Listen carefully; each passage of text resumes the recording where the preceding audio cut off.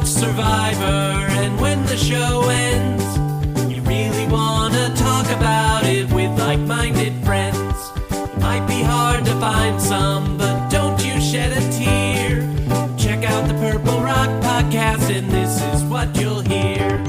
John will make some dumb jokes, and he likes to yell and curse, and if they're not available, the backup posts are so much worse. Spend the whole time being jerks, telling you you're wrong, and so we got this other jerk to sing you our theme song. It's the Purple Rock Survivor Podcast. Hello, and welcome to the Purple Rock Survivor Podcast. I am your host this week, Andy, and with me this week, not John, because he likes to talk first, not somebody in a convenient time zone, but the best choice that could be for this week, and that is Mike. Mike, thank you for coming on the podcast. Thanks, Andy, and way to talk me up. That was fantastic. Yeah, thank you for coming on my little show, I believe is the phrase. This is a very special occasion for you, is the way it felt like, you say. So for everybody as a level set, things changed last minute, so I'm really grateful for Mike to step in here. We are recording at a weird time, so if the episode ends up being cut short or feels stilted, it's because Mike is working around a lot of restrictions that my availability is putting on this. But yeah. We had to talk about this episode. This couldn't be one of those episodes where it's like, hey, you know what? Do we really need a podcast? I think this one demanded it. So let's start with the question that we usually start with, because it's a nice vocal warm-up. Did you enjoy the episode, Mike?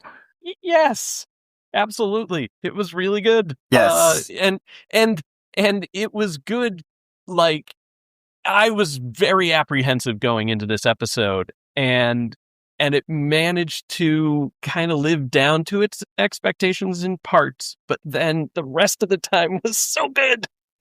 Yeah, like, it wasn't perfect. It probably didn't need to be 2 hours, although I'll find, like, I did watch it, like, recorded, so I didn't have to sit through 2 hours. That's probably important to note, so you can fast forward. I was into it, like, the whole time. In fact, we had to stop right before the coin flip. Because just the way the time is, we had to go pick up a kid from one of his jobs, and it felt like it was flying by. I was like, oh, wait a second, what time is it? Interestingly, a side story for the people who would say that a coin flip isn't entertaining. My other son was just kind of near the room, not really watching. I didn't know if he was in, but passing by, and then when we paused, he's like, well, I want to know what happens with the coin flip. Well, I can say that watching it in real time with commercials, it did seem to go by a lot quicker than even like some of those 90-minute episodes that we've had this season. So it was moving along at a good clip. There was enough to keep me engaged. Yeah, and then obviously the trepidation, and you stated this when I asked you, hey, can you be on? You're like, great, the Mr. Beast episode. Yeah, I we'll get into that more, but I don't think I dragged down. And I think, it was just an exciting episode. Obviously, like, it helps to have a result that we like. For sure. that certainly is a big part of it. For sure. Yeah, I always like when the people in comments, fair. It's like, oh, that's results based. It's like, yeah, man, we're talking about enjoyment. Results fucking matter. Exactly. but there were other parts that were good too, not just the results. So that helped kind of keep it buoyant for the whole time. And I think it's just a statement of like, this is an enjoyable cast playing an enjoyable game. Like, and for the most part, they're all kind of into ensuring that this is like a fun time. We've had casts that are not that way, often like newbie casts, but frankly, the last non-all winners cast was not very fun. Returnees. Game changers, yeah. So it's not a given. This cast is, rolling with it, having fun, grateful to be there, and it works. Whereas like an episode that like 2 hours, and I don't know if like a lot happened throughout. There's obviously like features that were just kind of basic, like almost just, hey, let's just take a break from everything. But because it's these people, it was fun. So I enjoyed the episode quite a bit, even though you'd think it could have been worn down by the mega beware twist. The super advantage disadvantage. So let's talk about that. It's obviously the most notable part of the episode. There's a lot of ways to get at it, but I guess basically the twist itself. Was this a good twist, a bad twist, somewhere in between? Uh, it's hard to say definitively that it was bad because it played out okay. Yeah. But I think it was a specific set of circumstances that allowed it to play out okay. Otherwise, it could have been really, really bad. Yeah, it's not hard to imagine a scenario where this ruins the season. And that scenario, kind of which is all of these have been, is like, if this fucks with Suri, you're all dead to me. Yep. It would, and fortunately it didn't go that way. And thank God for Devens I mean, I want to just talk about, before we get into Devens, I just want to talk about the fact that I think Jeff Probst even recognized that it may have been kind of a bad idea, because he was absolutely gobsmacked by the fact that Devens was like, I'll do it. Yeah. Wasn't even able to finish. He was just like the table setting, like, hey, all this is going on. What do you think, Devens? And Devens just like, yeah, I think they're all talking about who other than Devens is ready to do this. Like, well, wait, you're jumping ahead here. Yeah.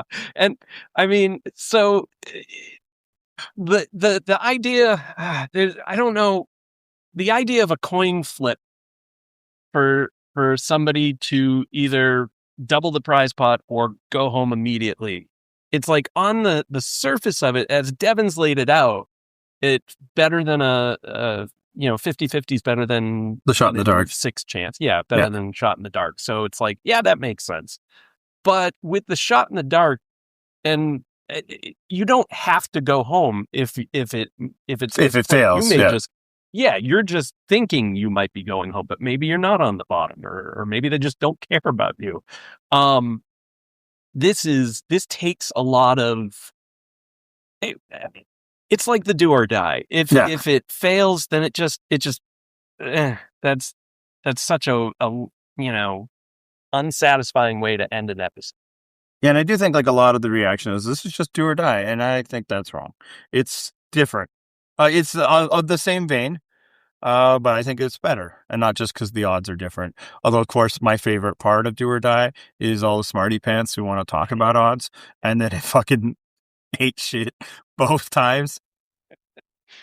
I don't even know why I love it like that, because it's like, I'm not even here denying the math on it. It's probably true. It's just the nerd certainty that they put forward, like that's what you have to do, and then being gobsmacked that it didn't work twice. It's like, you're only pretending you understand probabilities if you're like, how did it fail twice? It's like, it was nice to see that go the way that it absolutely shouldn't. But you know what? Even with probabilities, it's not. You don't do it every time. It's not going to work every time. Twice is not a big sample size, folks.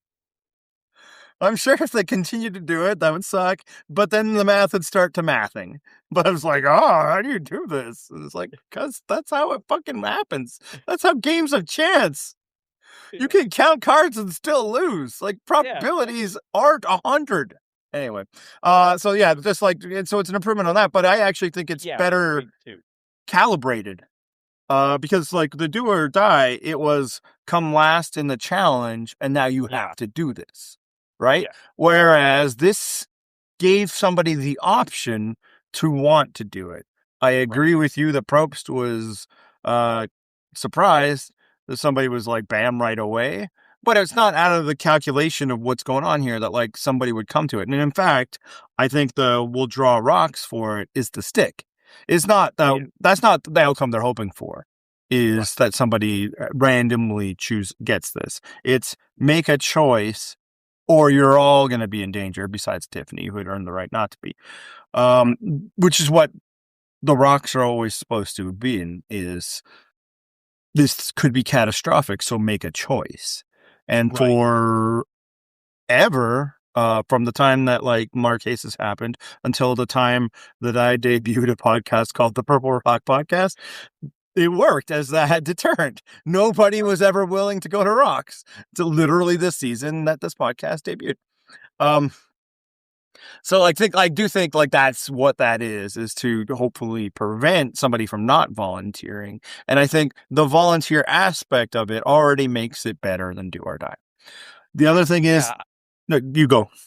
No, I agree with you on that. I think the fact that you get the opportunity to choose for yourself to do it is in essence just an improvement right off the bat.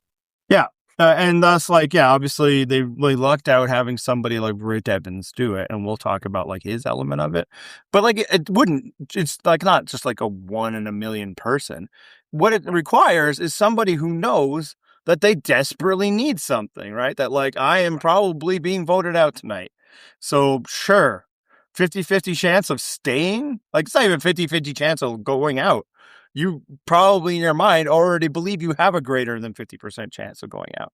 So from that, it's like, hey, cool, I have a chance to win. So like there, it's calibrated to the reward. And that's what the original do or die is. Either you're out or you're immune. But this is even more than that. There's a greater level of carrot. They're just giving him an idol. Giving him an idol. Means immune next time, too. Yeah. So then it's like, so then you could be in a situation where maybe you're not sure you're going home tonight, but you know that you're facing long odds for the rest of the game. So why not do something dramatic that carries significant risk to have a chance to possibly change that outcome for you?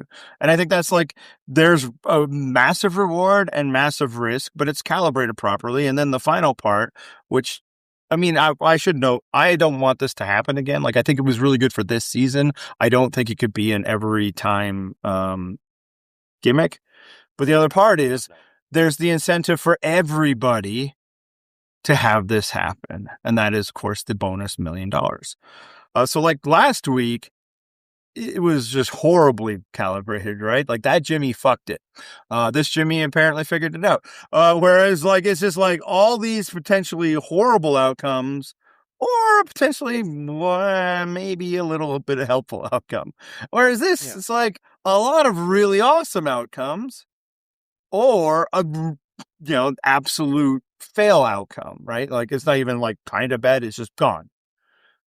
That feels like, again, if you're going to do something like this, that actually felt really balanced. There was enough there to encourage somebody to want to do it. There was enough there to encourage the contestants to let somebody do it. Because the other thing is like, maybe somebody who does really want to do it, and then you get the standard thing, well, we have to stop that person. They never explain what would happen if 2 people wanted to do it. I think they would have had to figure out some kind of method to determine amongst. Yes, but I think you're onto something there with the fact that there is so much goodness that could come out of this that it offsets just the going home. But then for everybody else that's doing it, the going home is good for them because it's not them. And it's enough risk to make them not want to do it, right? Exactly. So yeah, but it could still go haywire. But I definitely think it had its purpose here, and I would not want to see it every season for sure. Yeah, no, like again, that it provides a massive potential benefit to somebody who might feel like they're, behind the 8 ball anyway. Would more like if this would become a regular feature, a thing I do not want to happen would probably mean that more often than not, you're never going to Rocks, and thus avoiding the worst potential outcome, which is somebody who was in a very good game position randomly removed from it. That would be awful. That, of course, was always a possibility for do or die. Although I guess the one thing is, then don't participate in the challenge. And people did sit out the challenge where that was laid out. So that very sense, you're probably already feeling like you might need to win by participating anyway. That's another bad part about do or die is like, stop putting things in to make people do less things, more things. Yeah, that's and then like if Rick flips it and he's gone, do you think Rick has any regrets? No. No. Because for one, I mean, him specifically, we can get into. He's just going to want to do the thing. But like somebody in Rick's position where they feel strongly like they are in trouble. Yeah, man, it's worth the chance. Whatever. I was going to go home anyway. If not now, then soon. Now, maybe I won't. So like I wouldn't have been like, oh, we were robbed. If you went home, would have just been like, yeah, I mean, that's where you were going anyway. So yeah, I think it actually, like, if you're gonna do twists, and I do want to remind everybody, the fans want them to. So it wasn't so bad. It, in the grand scheme of things, compared to what sent Christian out last week, absolutely, it was better. Yeah, I will agree with that. So Jimmy Beast is better than Jimmy Fallon in this very specific instance. And this is like, proper workplace environment. Probably not. I suppose we don't know what's going on the Tonight Show. But there hasn't been, discovery out there that they put out a handbook that says boys will be boys. Yeah. Pro tip, not a lawyer. Don't put that in writing. Yeah. Just not a good idea. You don't need to write that down. If you have a horrible work culture, just have it. Don't codify it. Yeah, don't. I mean, I would recommend not having that culture, but but definitely don't defend it in writing. Don't be like, this is how it is here. Now we're going to hand this to you. Don't ever show anybody, like a lawyer. Yeah. Those of you who send comments or send voicemails, yes, we are well aware of the Mr. Beast, legal proceedings, and we hope he gets taken for all he has. Yes. But yeah, no, again, I think this was fine. No, again, torches and pitchforks if it had wound up in Suri going home. But I think the way that it was calibrated, I don't know if somebody would have taken this. I know, I obviously Devens is built for it, but if he was well insulated and Aubry felt like she was I think she would have done it. She was definitely considering it. Yeah. I mean, the fact that Devens was so gung-ho for it, I think just kind of... Yeah, she's like, okay, well, that's good. Well, somebody's got it. Do it. Yeah. If Rizzo was down, he's definitely somebody who would have done it. Rizzo is the most, to me, of the new era players, probably the most Devens in that he's up for anything. So I think Rizzo would have had this happened last season. Yeah, I think Rizzo is the guy. Everybody else would be like, I don't even want to bid $20 on this chance for chaos. Yeah.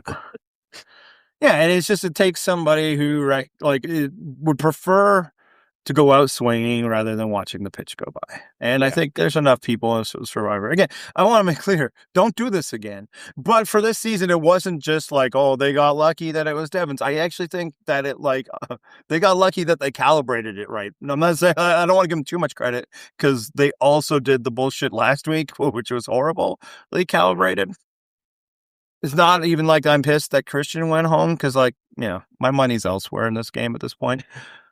It's just so badly, the risk reward was off. The risk reward here is pretty nice. So yeah, and just to go back to Devens real quick, when he was talking about if he's gonna do something dumb, he wants to make sure it's fun and dumb or whatever. He may do some dumb moves, but he wants him to be fun. That mindset kind of reminded me of Rizzo last season when he was talking about I don't care if I go home 4th or 8th. Yeah. I just want to I want to play to win, but it is similar mindset. Devens is talking about fun and not winning, but I think Devens wants to win. Sure, it's just he wants to do it the way he wants to play, and I think that is very close to Rizzo in that same sense. Hey, this is gonna be a weird podcast because I don't know that we have to do the pretend thing that we don't like Rizzo. Am I correct on that? Oh yeah. No, I'm a big fan of Rizzo. Yeah, man. Because when he expressed that last year, that's my philosophy on Survivor. And look, man, for one, I've never played, never will. For two, a lot of people playing the opposite way, but it's just risk is always inherent in this game. You're more likely to lose than win. So just play to win. And then I feel like you could just live with that more than if you were trying to avoid making the mistake and you get everything and then you make a mistake as a result. You might be like, if only I did this thing. Play Survivor in a way that you don't have to live. It'd be a bunch of if only I did this thing. Yeah, and it's like if you're if you're going out swinging, then you at least tried. That's right. You got to protect the plate. The umpire wants to punch you out, and then there's no ABS here. There's the sports references for the people that love them so much. Both. Hey, at least I played baseball. I get that. Yeah. I mean, that's how I coach as well. Baseball is, I tell the kids that, you should swing. In fact, if they just sit there, go up to the plate and look at 3 ball strikes, sometimes I make them do push-ups. It's just I mean, I don't know if I'll do that this year. They're a younger group, but it's just to change the risk narrative in their head.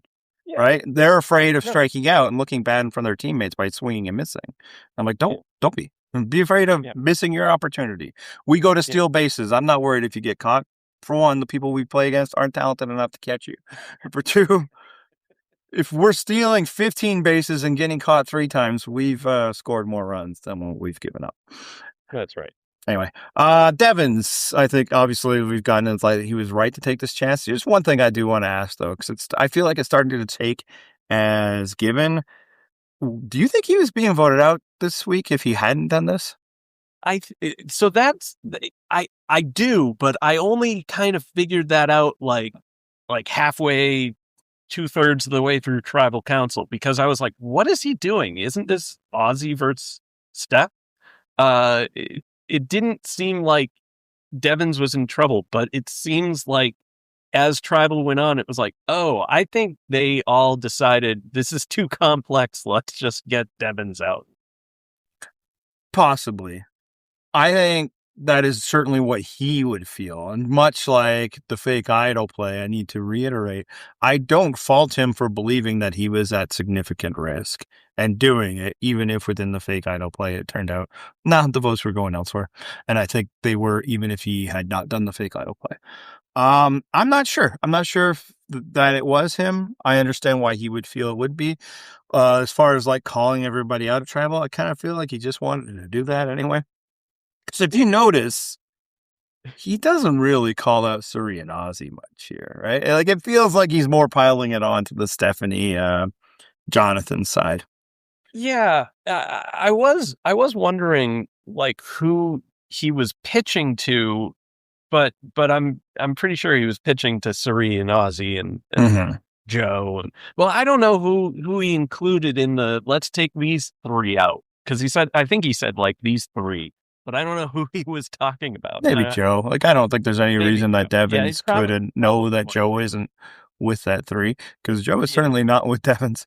Yes, that's probably why it was probably Joe. So here's why I don't think that he was going home this Tribal is there wasn't a lot of resistance to him potentially becoming immune. Like there was, I think the sides that kind of talk about it, like, oh, maybe not, are like Jonathan and Stephanie. Whereas everybody else, Suri's kind of like, hey, yeah, do it. And obviously there's some to that. It's like, I need somebody to do it so that I'm not at risk. But I also kind of felt like they're like, it's fine. We were going to vote out Stephanie anyway. Well, I think they definitely had Stephanie on the radar. Yes. To vote out. I think, once you get the potential to double the prize money to $2 million. Yes. I think that kind of makes everybody go, oh, okay, if Devens wants to do this and I don't have to, then by all means. Yeah. Yeah. Oh, sorry, I was interrupting. No, I'm done. Okay.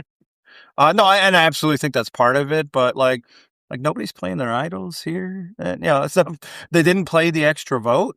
Stephanie obviously played her steal a vote, but I feel like, and maybe we have a solid plan B. Like maybe they did go in as like, because of everything becoming all topsy-turvy, let's just get rid of Rick. But I don't think that's the way. I think, and maybe this is because I think Suri is the best.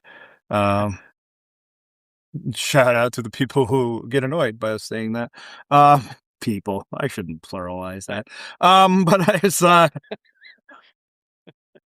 Well, she is the best. I think she recognized. I think she already had them outmaneuvered, and everything that happens after that, and all of the it was you, me, and all that. That's just smokescreen and letting them. And in fact, this is fan fiction until proven elsewhere.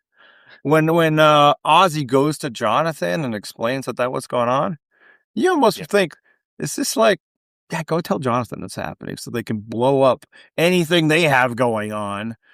And thus the stragglers, Aubry, Rick Devens or whatever, are going to come to us.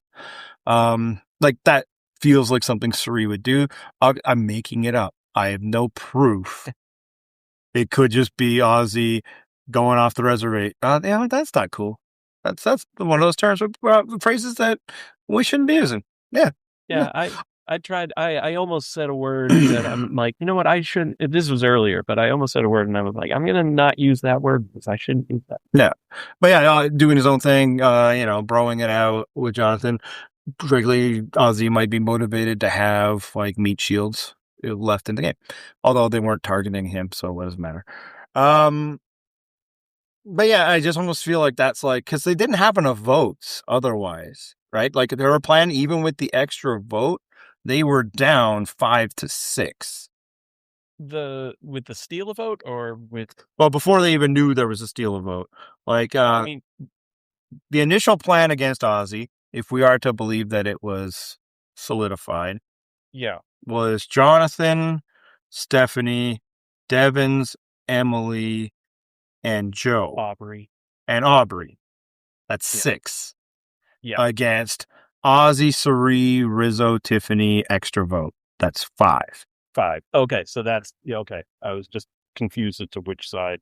Yeah, and this is before they even know there's a stolen vote, right? Out there. Okay. And I'll cop, I had forgotten that Stephanie had earned a stolen vote. And it actually took me a while. Like, when did that happen? And I was like, oh yeah, standing there with her arm up. I checked out of that scene. The thing she couldn't do for half an hour. Yeah. And then she lied about it poorly to Suri. So yeah, like in that sense, like they did need a little something more. Now look, maybe they could have just been like, now we'll get, Aubry or Joe. And then they certainly worked that. But maybe put that out there, let Stephanie know that she's in danger, and let's see what happens. Yeah. And then Devens in particular seemed to want to be more aligned with Suri and Ozzy than it. I mean, it makes sense. He was on the first tribe with them. Suri just presents as somebody as you can work with. Joe hates him. And I just don't know that he has much of a working relationship with Jonathan and Stephanie. Like he did a bit with Jonathan in third version of the swap? Yeah, one of those swaps. Yeah. When Charlie got blindsided, right? But it never really worked out. But it's just in terms of, he would be better off with the more strategically inert group. But they act all put off on what he does. The other group doesn't. I understand. But at that point, they don't know. So maybe, throwing things off, putting a time bomb, and then all of the scurrying around is part of Suri's master plan. But they were always just going to get Stephanie anyway. It's possible. I do think that maybe Suri would probably, in an ideal world, want to keep Stephanie around because she knows, she can't lie to Suri. Yes, that is helpful. She knows this.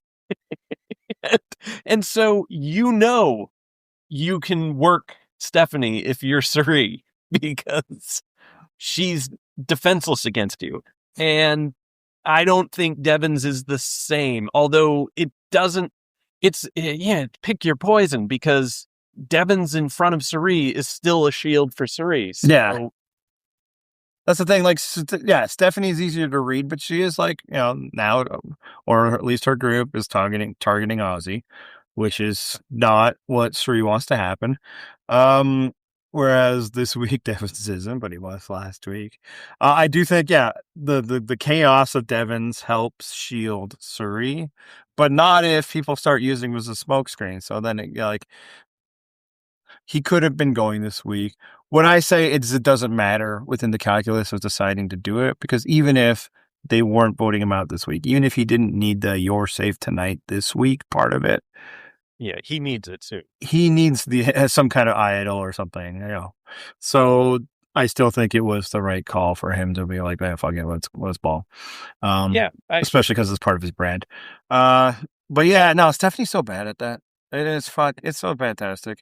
I like that they've called back to it a few times, and like, far be it for me to feel sympathy for her. I'm lying. I'm just using that as kind of a way to lead into the next thought because I don't.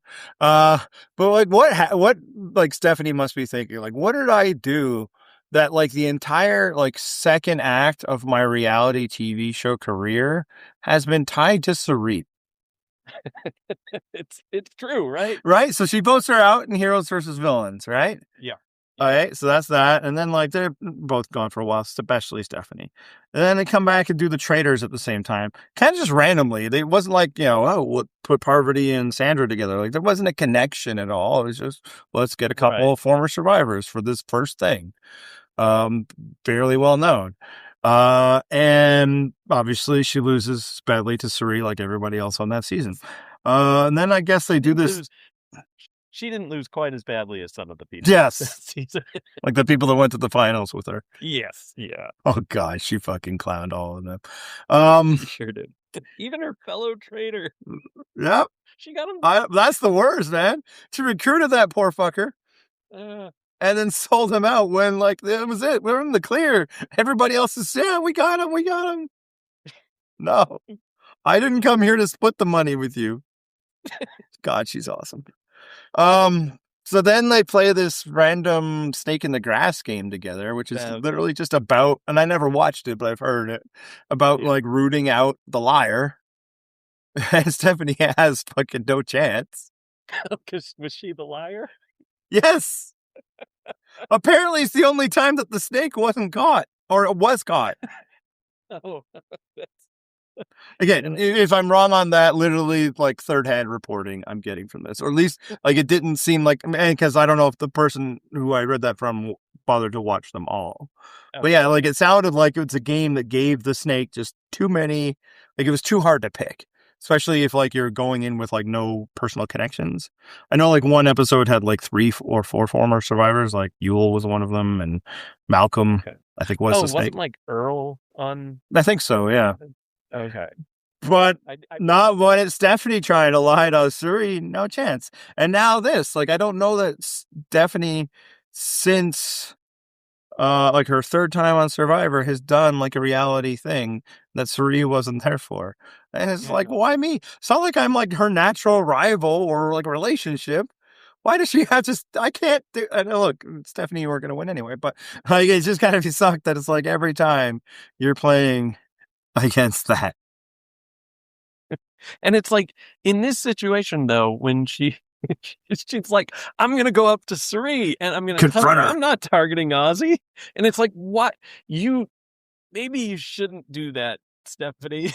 Yeah. Maybe you let Jonathan take a crack at it. Things. Yeah. Have Jonathan do it. And like, why? Now it's just out in the open. Well, I guess, yeah, you do have to hide it, but just switch the plan, which they tried to do.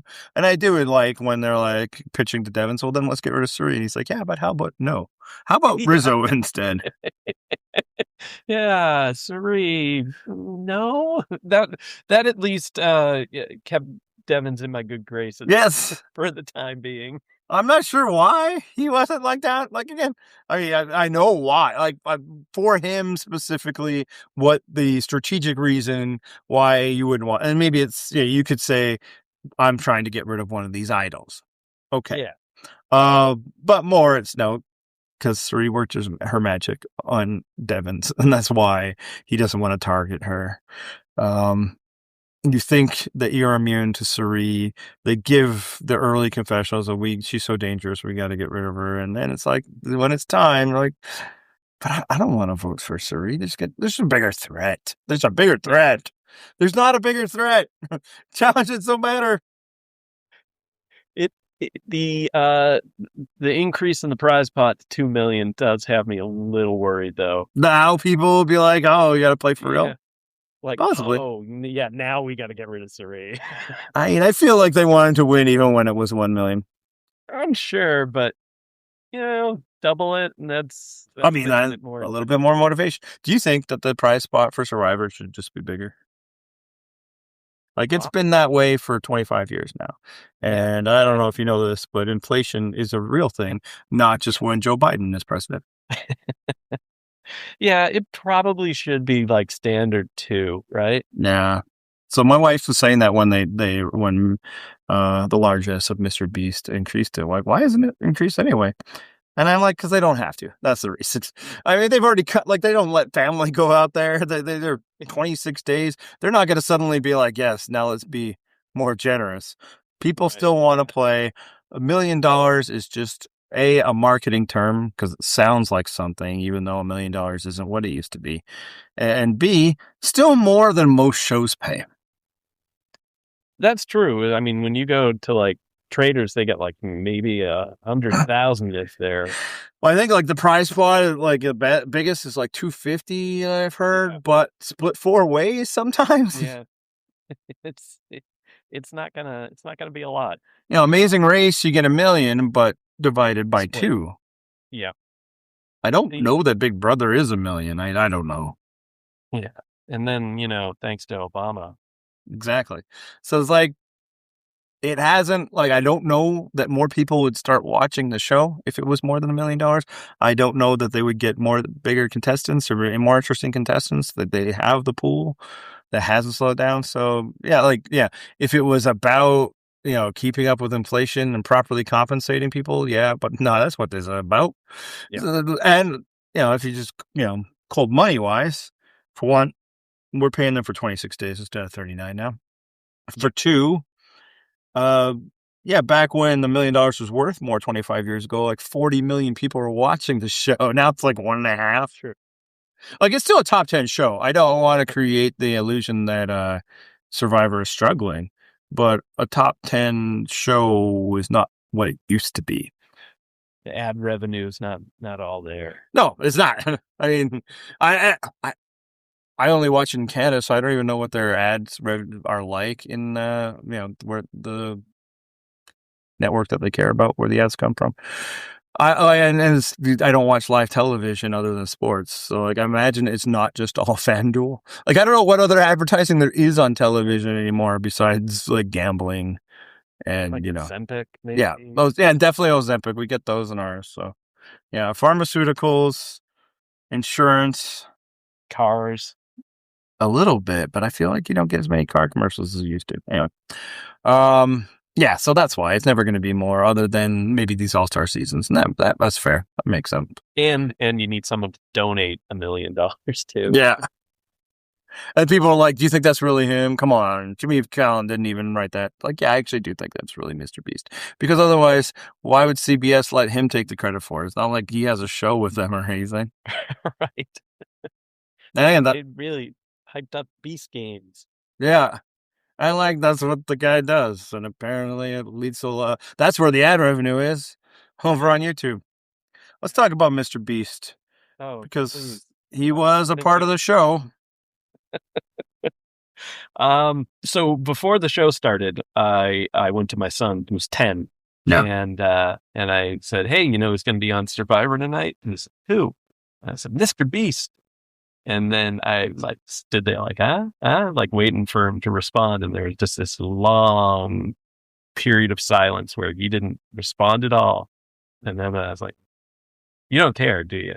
"Not really." Nice. Okay. I do wonder, maybe it's, well, for one, Mr. Beast keeps getting older and kids keep getting younger. For 2, I just wonder if the peer thing starts more like 11, 12. I can't remember when my kids were watching. I think younger, probably around his age, because he was watching him a couple years back. But yeah, I wonder if, my kids certainly don't talk about him much.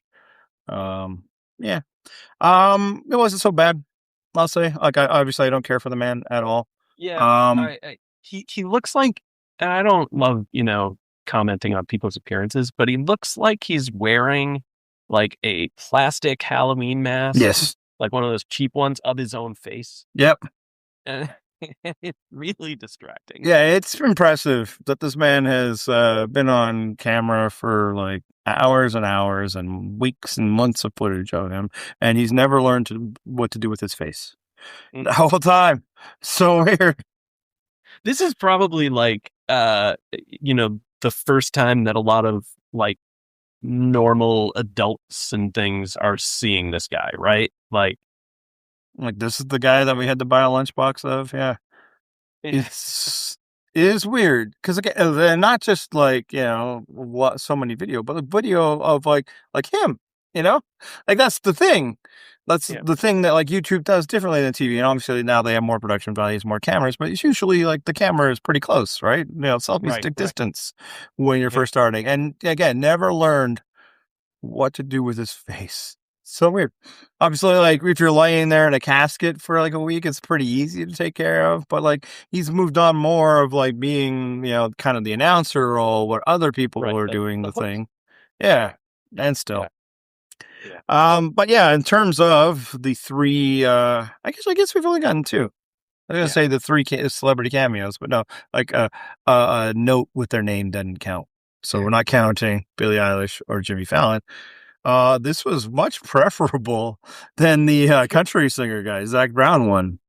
Yeah, I like as far as how much time we had to spend with him. I mean, he just popped in at the auction, was like, "This is going to be something for later." And then he scrams for the rest of the episode, and then just comes out, sits down, and that's about it. Lets it play out. Yeah. Yeah. He seemed kind of respectful of the proceedings. Like, I'm just here to do my thing. He didn't try to take over as much as Probst seemingly wanted him to. So no, as far as it didn't go, I know, it did get me thinking even before this episode. We have Mr. Beast. Obviously, we had the Jimmy Fallon note and the Zach Brown. This is actually what it got me thinking is my wife listened to the podcast last week and then she was like, I didn't know you hated Jimmy Fallon so much. I'm like, I don't think I do. And then it made me one of those things that, like, she is like a normal person and not, and she's going to think that I'm using this derogatory. I'm not. Like, that she's not on the internet as much as I do. If you're not on the internet, like, I don't know that that there's like all these people out here that just think he sucks, because like he's this is just shallow, easy humor, fucking musses up Trump's hair. He's just a guy with a show on TV that she doesn't watch, right? Like it's not like she's a fan of Jimmy Fallon. She has no thought. So like hearing be like, man, that guy sucks. It's like, I didn't know you had Jimmy Fallon opinions. And I was like, I don't have strong ones. That's just kind of the consensus of where I live. Right. It's kind of the same as like the Chris Pratt effect. Like everybody online hates Chris Pratt for some reason. And I've never really investigated too deeply into it, but they don't like him. Yeah. So that like thought about that. So you get Mr. Beast, you get Zach Brown band, or I guess not the whole band, just the guy. And you get the Jimmy Fallon thing. I'm going to put Billie Eilish at a different part. Okay. Because she's an actual genuine like big star, and those of you in the comments being like, "I never heard of you," that speaks of you, not her. She's been like in like every Grammy ceremony for the past 7 years. Like she's a real famous person. Now, fame these days does mean differently, but also some of you are just old, and you can accept that the culture has left you behind. I have made that, I've come to those terms myself. Yeah. It's good to let go.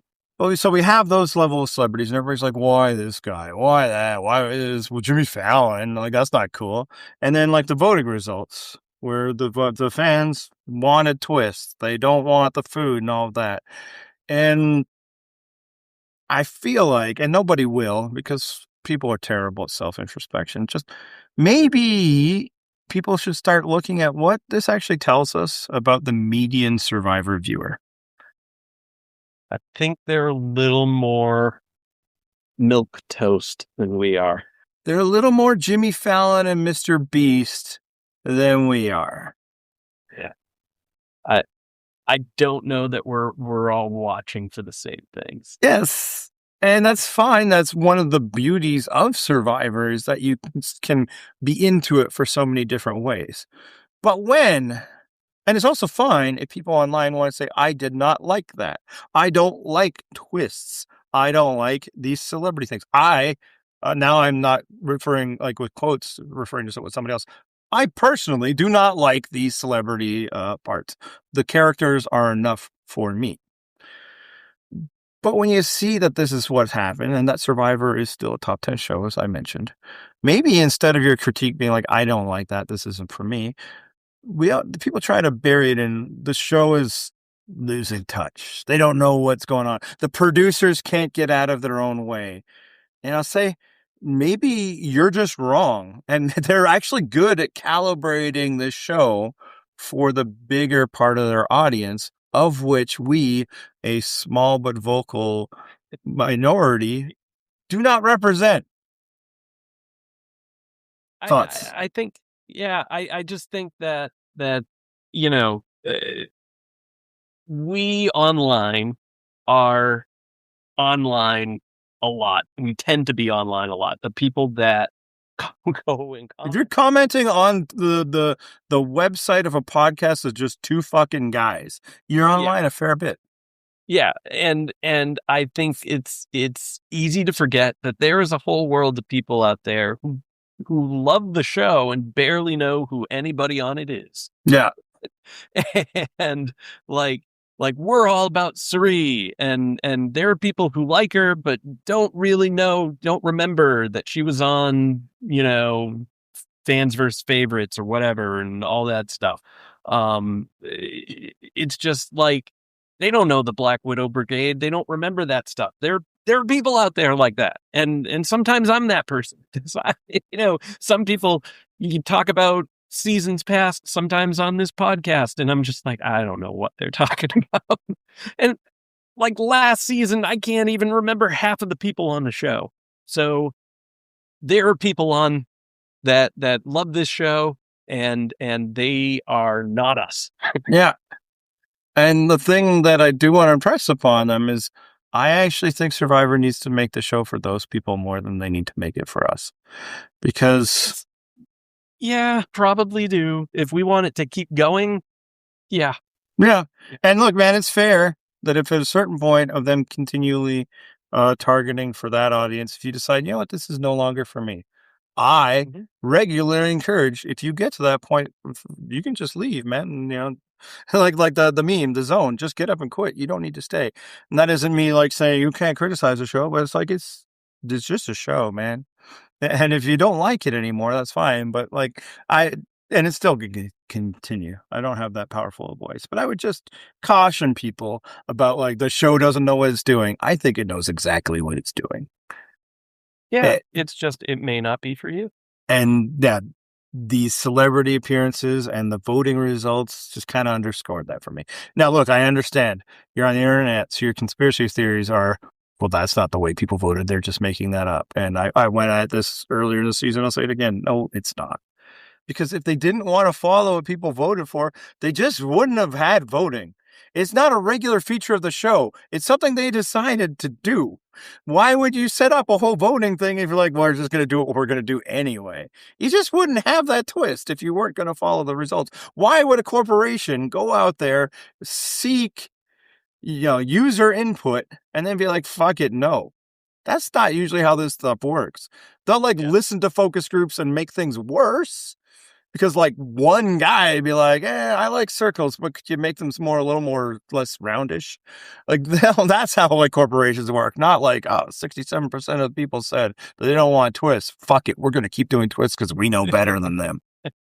Well, with the twist thing, what was it? It was like, I want minimal twists. I want dynamic twists. I mean, that whole... Oh, yeah. The thumb was definitely on the scale. I want a boring and consistent show. No twists. I want things dynamic. Yeah, absolutely. The thumbs were on. But, it came out, apparently, in, preseason or whatever, that Jeff said, and him and the producers were surprised about the results. And the smug fandom online meant, see, they think they know nobody likes these twists, but they're so dumb they don't know it. Turns out they were surprised because people actually do like it. It's just because the main feedback they get is for the same tiny percentage of their audience, which I hate to throw this mirror up on us. we're fucking watching anyway. Doesn't matter how much you complain about it, you're going to be back next week. You're going to be back next year. So that's what I'm saying. It's like, yeah, man, I think they actually do need to, because I still want Survivor to exist. So whatever you need to do to keep, there are limits, right? If you change it so much that it's not Survivor, I will leave. If suddenly they have to do what the rest of CBS seems to be doing to please the current administration, maybe then I wouldn't be back. But otherwise, if they need to keep evolving the game to keep modern audiences enough that people will pay money to advertise on their show, then they got to keep doing it. Yeah, I agree with that, but I do think there comes a certain point in each season, at least, where they should just kind of step back and let the players play. I would prefer that as well, but apparently the fans like the other shit. Yeah, you got me. Like this episode, but before it happened, I'd be like, man, you know what'd be cool? If we opened that case and there was nothing in it. And the whole thing was just, I've seeded enough, doubts to, make you guys do stuff. And I know everybody's like, Prost is giving him credit, but I don't know if he had anything. I don't know that the threat of something might happen at Tribal Council didn't result in kind of a lot more strategizing than there would have been otherwise. Yeah. That was hectic and chaotic. And awesome. Yes. But yeah, it's more like, I think what people who are fans of Survivor and are online might need to remember, and I remind myself of this all the time, is this isn't the same show as most of the other shows you watch. It's not the same audience. It's not the same level. I recognize that this is like the most mid-wit show I watch, right? Everything else is like higher artistic value and critical acclaim and all of that. But I like this show. And I think it's better than most other reality shows and things of it. Like, I think it's a well-done show for this. But it's still a middle-brow affair. And I recognize that I'm visiting their space, not the opposite. That's true. We are the guests here. Be snobs elsewhere. But it's just like, the producers don't know what they're doing. It's like, they do. They're just not doing what you want them to do. But getting to that was the best part of the show for me, was when all the strategizing back at camp, going back and forth and all the different places, and the way the editors intercut it so much that it really conveyed the chaotic nature of it all. What did you think?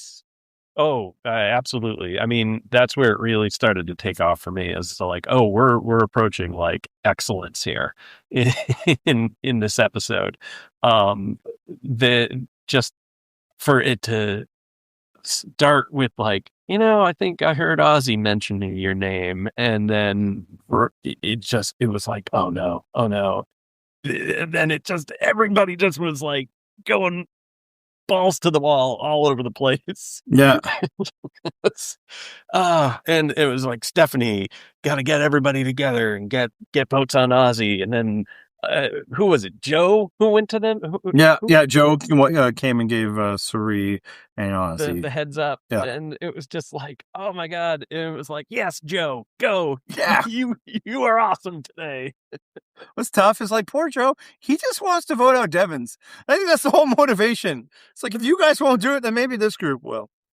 It's been like 3 weeks of him in game almost, just wanting to vote this guy out. Let him vote him out. All this stuff happens, and then I bet that thing at Tribal Council, like, it just feels like a vein is going to burst to his head. When he walked up to vote, the look on his face, I felt for him, man. Yeah. It's just like it looked like he was like, I just don't belong here. Yeah, accurate. Yeah. Poor Joe. And nobody, I don't think his name came up once. No, why would it? Else's name. Joe. Oh. But Joe. No, and like the hardest thing I think for the show to present to viewers is like what it really feels like out there. And I felt like that sequence gave us a taste. Like, and people like, agree. Why don't they just do this? What are they, stupid? I was like, okay, they don't have, like, this is what's going on sometimes. And all of this. And then you think you're doing something, and then it just takes one person to go over here, and now everything's being thrown out. Like, why don't they split votes on that? It's because sometimes that is what fucks everything up. Yep. But sometimes, of course, not doing it is what fucked it up. It's just like, it's chaos. barely controlled, especially in a season like this when like all the players are very self-interested and know enough about this that like you need to act in your self-interest. You can't just be like, oh, good. I mean, all the players but Joe. But to the point, I just want to point out that regardless of whether it's accurate or not, I could see after all that everybody just being like, okay, fuck it, Devens. Absolutely. Like, I'm not saying that wasn't the case. I just don't know that it was. And my evidence, I don't know either, but yeah. I could see why he would go into tribal council for sure, being like, I'm gonna blow this up. Yeah.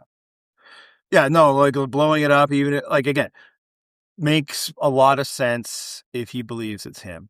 But I also think he would have done it anyway, even if it's like, yeah, maybe it's not me, but I'm not sure. But I don't care. I'm here to. I'm Rick Devens, you know. Yeah. I'm the Chaos Goblin of Survivor. And thank God he is. Yes. Can you imagine he wasn't supposed to be on this season? That's insane to me. I know a lot of people online. This is another online thing versus the real world. Online, a lot of people did, Devens was a little much his first season, and so there was the overriding sentiment that, oh no, not this guy again. But you knew he was coming back, so it seems like he should have been a lock. Yeah, and I'm surprised to find out that was not necessarily the case. Yeah, and like the source for Rick Devens was an alternate is Rick Devens. He said it in a pre-game interview, so I guess he's incorrect. I feel like he would know. It's not usually a thing that's kept surprise to them. Oh, yeah, thanks, welcome to the cast, but I actually not just yet, buddy.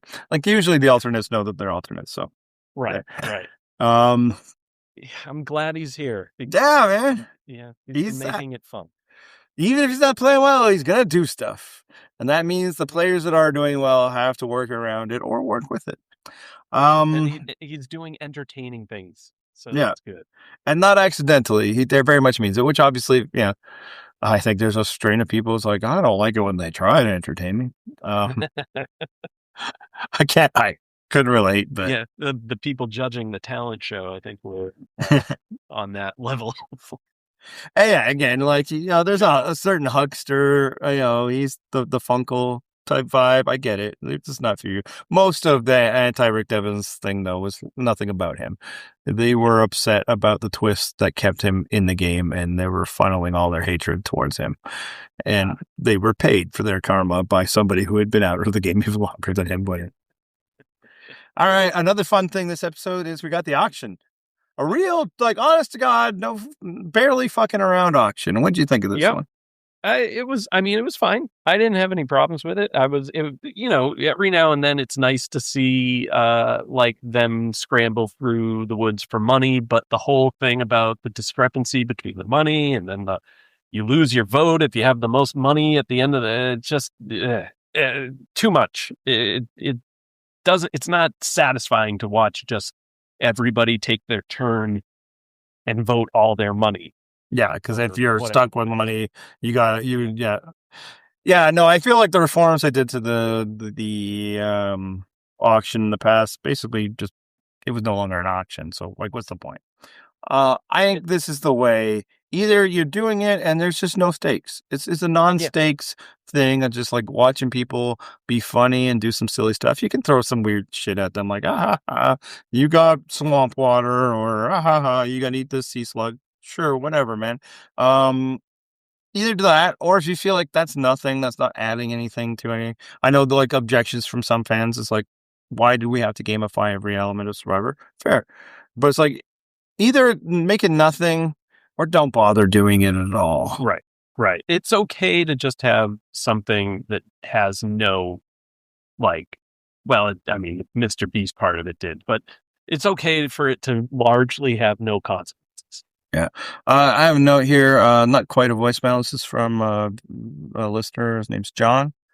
He says, on the podcast, please point out how funny it was that Cerise seemed mildly offended at the suggestion that she was going to be done eating just because she puked. Yeah, and that's followed by, we're going straight here to a challenge. All right, thanks for John. Hopefully a long-time listener, first time. You could always have just fucking come on and said that yourself. What am I? I'm not your messenger. I feel like if I would have been like, oh, make sure you say this, he'd be like, no. Yeah, he absolutely would. But yes, it was great that she puked and then was like, "Nope, I'm not done." Yeah, no, I mean you got room now. It does Yeah. really fucking just ruin the toothbrush and toothpaste part of the reward Oh that she yeah, received. yeah. It's too bad she didn't get that Tough, after. tough on that one. Was it weird that like Aubry eating these slugs was like the most fun she seemed to have in Survivor in like 10 years? You know, Audrey's interesting this year, right? Like in the fact that she wasn't interesting at all for like half of the more than half of the show, and then I unlike John, longtime reader listener John, I like I remember when I liked Aubry the first time around, and the shine only really wore off around Edge of Extinction, and Yeah. like, okay, I think I've seen all I need to from Aubry, and so it was cool to see her this episode and see like flashes of that person that I remembered liking, um, but going after Ozzy, how dare you? How dare? When did you get the memo? Yeah. It's a change, man. Jeez, when will these people learn Emily last week? How dare you? That's all I have to say. Do you think she's gotten a visibility bump of late? Oh, well, compared to what it was, kind of. Yeah. But at the same time, she disappears when, like, she'll say, let's take out one of the big dogs, and then that goes in motion, and then she's not involved in any strategy talk. Uh-huh. And it's just like, where is she? Like last week, she was there with Tiffany and Sari when they were talking about getting Emily out, but she didn't get to ever say where she's.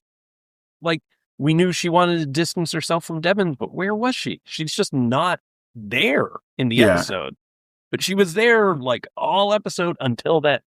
Yeah, and I think it's because she definitely wants to do things. She doesn't really have the connections to do it. So once it's time to like really decide, they're not including Aubry in those discussions. But I do think she got a significant visibility bump this episode, and my proof point is that my wife was like, "Man, that's a lot of Aubry. Is she going home tonight?" That would have been okay too. Yeah, I wouldn't have minded that. it's not nearly as good as what we got though. No, yes, it's good to get Stephanie out. Just note that, like, with Stephanie being eliminated, I am no longer, and I wasn't really before this. I'm fine at this point on. Yeah. Just like there's some like Joe winning would kind of suck, but it wouldn't hurt. I wouldn't be upset, Jonathan, like, is not something I want to happen, but if it happened, I'd be like, well, you kind of played well, Aubry has been a bit of a downer, but she's coming on strong. She's coming on. You can see it. But like none of that would be game ruining. Like the game ruining winners now, potential winners, and I don't really know that I view Stephanie as a potential winner, but she's in the game, right? Right. They're gone. No coach, no Chrissy, no Stephanie. I'm good. Mm-hmm. Yeah. I have definite preferences for how it will go, and frankly, feel good about those preferences at this point. I feel the heat a little bit on our intrepid trio. That's fine. I want them to have some. Yeah. I just there's concerns. Sure. So obviously we love the polycule. Here's my. I'm not panicking. Panicking, but I see potential for problems. But I'm still riding high. Ozzy's been brought up twice. Sari was brought up for the first time this time. Somebody other than them has an idol. So these are all potential issues. Here's things in their favor. I think Tiffany feels like she's right there with them. And maybe not. Maybe she doesn't know the degree to which them, but she's right there with Sari, right? Yeah. Sari has replaced Christian in her part of the Kuel. You mean Tiffany? Yes, Tiffany replaced Christian. What did I say? Sari's been there the whole time. Yeah, Sari is the center. Devens and Joe are just never going to work together. Yes. So if you have Suri, Ozzy, Tiffany, Rizzo, and the other side of this equation is Aubry, Emily, Jonathan, Rick, Joe. I think Joe is really locked in with Ozzy. And Tiffany, I think. I think those are his two. Oh, yeah. Yeah, I forgot about that. Yeah. They have their own side thing going on. Again, like, things can happen, and we never know what other twists might put Suri in danger. Every twist that comes out is like, don't you fuck with Suri. Yeah. And then it doesn't. It's like, okay, you know what? It wasn't so bad. They had to get rid of people. And again, the fans fucking wanted this. Like, that's the thing I just always have to tell myself is like, I don't want it necessarily, but they don't program the show for me. But yeah, so that, putting that aside, Suri herself is just so well positioned. I mean, again, there's always the Suri problem of how does she get to 2? Right. Or 3, really, because she did light a fire in Australia Survivor. Not as fast as it needed to be, but it happened. Yeah, she got there. Suri in this season, I was like, well, getting rid of Stephanie might not be a bad idea, but it's like, wait a minute. She needed somebody to go home. Yeah. And she's got inroads with Jonathan. She's got inroads with Devens. She's got inroads with Emily. It's like, oh, it doesn't really matter who goes home. Like she said last week, they're all one more person on my way to. Mm-hmm. And it's like, yeah, at this point, she just needs the wheels to not fall off for like 1 or 2 more episodes, and she's golden. But I think like Rick having an idol could be a benefit. Now people are going to be, obviously it could scare people. It's like, let's just do Ozzy, who also has an idol. But it could also be like, okay, it's got now there's 2 targets. It's, let's do Devens and Emily, Devens and Aubry, whatever. And then that's 1. And then now Devens, right? Yep. Or if he decides not to play an idol, okay, that's out of the way. So, yeah. Oh, yeah. Like, I think it buys time. Like, I think now there's a big threat that requires everybody to get together to deal with. And it's like, okay, well, they could use, again, they tried this episode, right? To use Devens as the shadow threat. Which is also easier because at that point, nobody believed he had an idol. This is even before he confessed to everybody, no, I don't have an idol. Yeah. Which was the right move. I approve that as the fake idol hater of the world.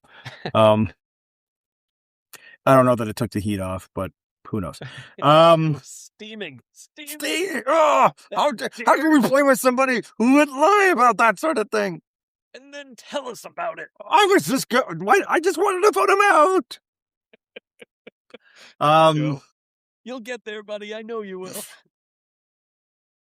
But like even that attempt to like use him as a smokescreen failed because Suri has all of these connections. So it's like, so even if like they try to use this, everybody go against Rick, and what it looks like might happen next week is Emily is even going to try to like, I'll get him to play the idol on me and let's just get rid of him.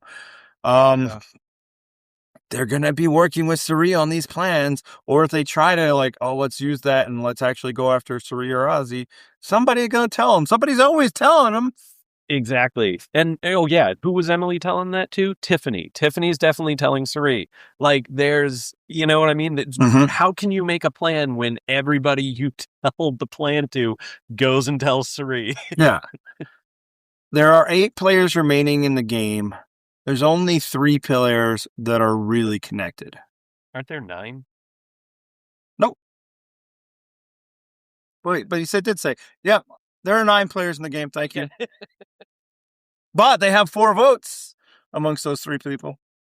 They do. And Tiffany, I guess, again, I don't see anybody pulling Tiffany aside to get rid of them. Like maybe talking to Tiffany to get rid of Ozzy, but then Tiffany will just go over it with Suri. And Suri will do what she's been doing every time. It's like, I don't hate that plan. I'm okay with that. But what happens if? God, she's so good. What happens if you do what I want you to do? Yeah. If we do that, wouldn't that be bad? This other thing, though. Let's just put a pin on it. You never know. Let's just put a pin on it, and we'll get to that. There's time to do that. Yeah. Anything else about this episode? We didn't really talk about Rizzo. Rizzo's still good. Like he didn't have as much this episode. I liked him in Tribal Council. That was good stuff. When he called out Stephanie and Yeah, that was good. That was I mean, I don't know. She didn't come up with the plan No, to go against Ozzy. That was Jonathan. She it was telling was. the truth. She was on board, Yeah, she but it wasn't her plan. she was like if she was the second in command of it. So yeah, I do think that that Rizzo is continuing to play well and is positioned. I have no idea outside of Ozzy and Sari who he's aligned with, but he seems to be doing okay for himself. So funny how so many people thought, you know what, that poor Rizzo there, he's got nobody. I'm gonna make him. I'm gonna be a somebody, and it was all fail. Only Sari. Yeah. In fact, like D helped make it happen, and then D was gone. Like in that conversation, it felt like, oh no, Sri, why are you going with him? It's like, oh no, Sri has outpositioned them, and she's made a real, true alliance with Rizzo Yeah. I mean, I think, that nobody can really sniff out. yeah. I do think that Colby, he had a genuine thing with Colby that if that didn't go south due to Colby's foot, Yeah. maybe I don't know. Plus, Kyle win one for Kyle. That's the thing that did not happen. Yeah, maybe it'll be Rizzo. It might be. I'm okay with that. All right. So yeah, I think that's enough for this episode. I'm still excited about where the season is going. We're gonna skip fan mail this week, and instead it's time for the top 3. Oh, okay. All right. So top 3 this week. It only makes sense. Mr. Beast videos. No, not at all. The one where he buries himself alive. I do like his ones where he has other YouTubers on, because then those ones are often I like them more. Mark Rober. Yeah. I don't know why Rober decided to shoot those free throws. Like, I think he just wanted to leave. Probably. Because my reaction is like, because you went make these free throws and you get the fucking box car. What's that thing called? The Cybertruck. I'm like, what does the loser get? 2 Cybertrucks? That's a Letterman joke. Yeah. Relating back. No, but this week we're going to go top 3 misters. Just so everybody, you already know, but everybody else is like, these are people, characters, who are defined when we refer to them as Mr. something. So it's not just like all like adult males. Like you got to be like this person. You would never just call them their name. They are Mr. something. Yeah. Makes sense to you? Yes, it does. All right. You got any honorable mentions? I do. I'm going to go with the band Mr. Fair. Yeah. They had some 80s hits with Broken Wings and Carry a Laser.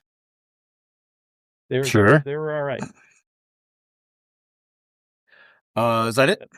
That's it. Yeah, I actually went with 2 honorable mentions, which then turns this into a 5. But like neither of them could be in a 3, and I wanted to mention both of them. First of all, I actually had this one queued up for last week, because originally we were going to do top 3 robots, and then we changed it to late night talk show host, which inspired like no conversation. I was a little surprised. I guess they really aren't a thing anymore. So my honorable mention goes to Mr. Roboto from the Stick song. Okay, sure. Really, this is all just because, and it's like, I don't even think I like the song that much. And really, if I was going to go with a song with Mr., I'd probably go with like Mr. Telephone Man or Jones. But anyway, the reason why I chose this is I was in Japan like 2 weeks ago. That's where Emma is now. And I did not learn any of the language prior to going, which is a thing that I never do when I go to places that don't speak English. And I know that makes me sound ignorant, but that's not what it is. I don't go there expecting like, I'm not going to learn. You need to talk my language. It's more, I don't want to pretend. Who are we trying to fool here? Right. I learn a phrase or two. What's the best case outcome here? They speak back to me in their language and I'm fucking lost. No, I want it known pretty much right away that if you don't speak English, you're absolutely fine. And we're in your country, not mine. Or you're part of the country. Because I go to places within my own country where they don't speak English. We're going to have to find a different way to communicate other than language. because I can't. I'm not going to learn it for like a week. But you do learn a few phrases, right? You want to, going to Japan, you want to know sumimasen. That's like, excuse me. Obviously, like, hello, goodbye, and thank you, which I did learn. That's arigato gozaimasu, which would be thank you very much. A little more polite. Although every time, like, I dealt with somebody, like, in the service industry, they'd always say just thank you to me before I even had a chance to say that. But there'd be every once in a while, just a few times, where there's this moment of panic. Like, what's the word? It's like literally, I know 7 words in Japanese. I'm like, do I forget what thank you is? And how did I remember it, Mike? From sticks. Domo arigato, Mr. Roboto. Yes, that's how I did it. So, came up clutch. Yeah, very good. Very good. Proud of you. All right. I will say that Mr. Roboto karaoke, there is a lot of instrumental. So you're just up there on stage like, all right, Just up there. still here. I've already done my robot thing for a few minutes. And yeah, and that's before the vocals even kick in. So something you always got to watch for karaoke. You got to know. Yeah. It's like, it was fun to do that song. And then I didn't realize that, like, Slash has this, like, guitar solo in the middle of Sweet Child of Mine. Oh, yeah. Yeah. And then you got the other two that I always think of are Message in a Bottle by the Police, where the last, like, minute and a half, maybe 2 minutes, is just repeating, sending out an SOS. Yeah. And then Air Supply, Making Love Out of Nothing at All. That is a long outro of Out of Nothing at All. Yeah, that's when, like, the pro karaoke runner will, like, just fade it out. Yeah. That's the thing. It's like I've talked about that with Outkast. It's like you think Roses is a great song, and then you realize, wait, I was supposed to stand out here for 2 minutes just saying "crazy bitch." Cool. It's a lot. It's a lot, and you can only put so much inflection in there to mix it up. I actually want to go sit at my table now, drink my drink. So then my other honorable mention goes to, and they couldn't make the list because there's multiple characters, but the Mr. Men books. Oh, okay. Yeah. Yeah. Mr. Squiggly, Mr. Know-It-All, whatever. I don't know. Mr. Happy. Yeah. Those were goated, as the kids say, when I was, grade 1, grade 2. Right. Like, there was colors. Yeah, bright colors, colorful characters, simple reading. Everybody wanted those books to the point where they would not let us check them out at the school library. They just had to, really? If you wanted to read them, you had to read them in the library during library time because that's how much people love them. So that's incredible. Okay. And then a quick dishonorable mention to Mr. Jeff. Not a note to Jeff Probst, but fucking stop with the Mr. Jeff already. It's better than Uncle Jeff, but still no. Mm-hmm. No, yeah. So should I go for my top 3 here? Yeah, what's your number 3? Yeah, so my number 3, I went outside. This is my obscure pick, my semi-obscure pick. I had to go comics, and so I went with Mr. Immortal from the Great Lakes Avengers. Nice. Because, and it's largely because GLA, I just love them.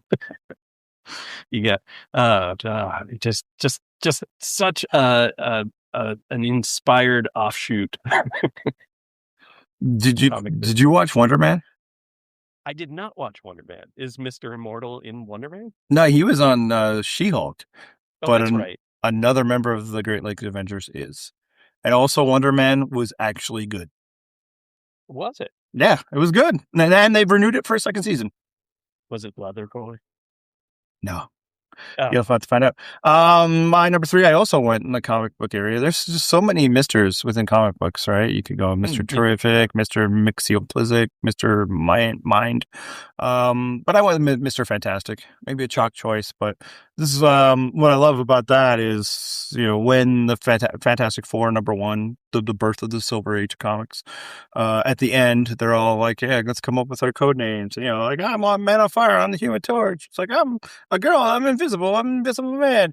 And then, like, Ben Grimm is all like, you call me what Susie called me, a thing. Like, just that was all like his storytelling of, he's sad Jack Kirby.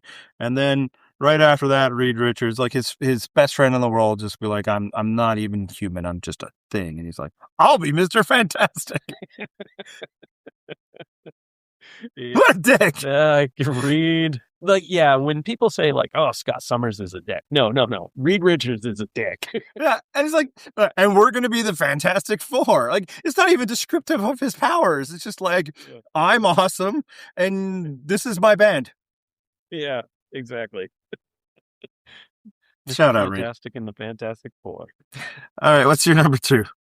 So my number 2, I decided to pivot to the real world, and I'm going with Mr. Rogers because, that guy did so much for the youth and just teaching me that it's okay to be me. Yeah, so he's my number 1. I think it's a shock take. Frankly, if you don't have Mr. Rogers in your list, either A, you could be young. It might mean nothing to you. That's fair. It's true. Or B, you're like, they already said Mr. Rogers. I'm going to find 3 more, but you're wrong if you don't include him, if you're of our age. Yeah. So that's my number 1. I'll go my number 2, and then you get to finish the list. Yeah. So number 2, I went with Mr. Perfect. Oh, okay. From WW, well, then F, now called E. Just fantastic heel, just had the look, the smirk, great in the ring. But the best part of Mr. Perfect were like the vignettes that they did to promote him. Where he would do something and then turn and go, perfect. Yeah, that's perfect. And like he bowled a perfect game. The best one of those is when he throws himself a touchdown. Just some of the best work that the Wrestling Federation ever did. So there you go. So I got Mr. Fantastic, Mr. Perfect, Mr. Rogers. Who you got at number 1? Very nice. I went with I felt I would be a fool if I did not pick Mr. T. I knew you would. I had him. I replaced him with Mr. Perfect. It's like, oh no, Mr. T is so Mike coded. Oh man, I mean that guy it's true. He is Mike coded. That I love Mr. T. I've always loved Mr. T. God, I mean the fucking A-Team ruled. It was probably just trash, but I was 8. Yeah. And did you watch his cartoon? I did watch. Of course, yes. Yeah. It was fantastic. Rocky 3. Yeah. Clever Lang and B.A. Baracus, you ain't getting on no plane. It's just, God, he's great. Yeah. I'll say like that was the first cop that came to mind when I thought of this list. And then Mr. Roboto. It honestly took me a while to get to him. I'm thinking through. There's a lot of options, Yeah. And then when it dawned on me, I'm like, oh, of course. That's because I was going to put Mr. Rogers top. And then I'm like, no, I got to do Mr. T. All right. So there you go. Those are our lists. People feel free to share yours. Again, it's not like, oh, sometimes people, not like if you're talking about this person, you're calling them Mr. whatever. Yeah. And that's the list. I have some people in my life that I've known friends' dads that are misters that are pretty cool, but sure. It's yeah. And I did work with one guy that was the dad of my oldest friend that I've known since I was 3 years old. And I would see him at work and I'd be like, hey, it's Marion, and be like, could you just call me Kevin? And I don't think I can. I can't. Sorry. But I thought about that, but I'm like, yeah, I need to go with the well-known misters. Yeah. Mr. Immortal. Now, some coaches do that, oh, just call me by my first name. And I'm like, man, the kids don't want to learn my name. You guys can just call me Coach. I know you guys get a new one every season. Yeah. You don't need to know which one I am. I'll respond. Right. Yeah. It's not even a demand, respect to the position. It's these kids, I'm happy if they learn each other's names, and I don't know if they always do. So let's spare them one more. Move on from there. All right. So yeah, people share that in comments. You can leave us voicemails. Thanks for coming on, Mike. Yeah. Thanks for having me. And since it's you, do you want to send us to the outro? Yeah, let's hopefully hit the music. Jonathan, Chrissy, Genevieve, Emily, and Stephanie, I didn't write a song for you. What's the world coming to? Oh, Jonathan, Chrissy, Genevieve, Emily, and Stephanie, I'm sure you made a move or two. Well, how did that work out?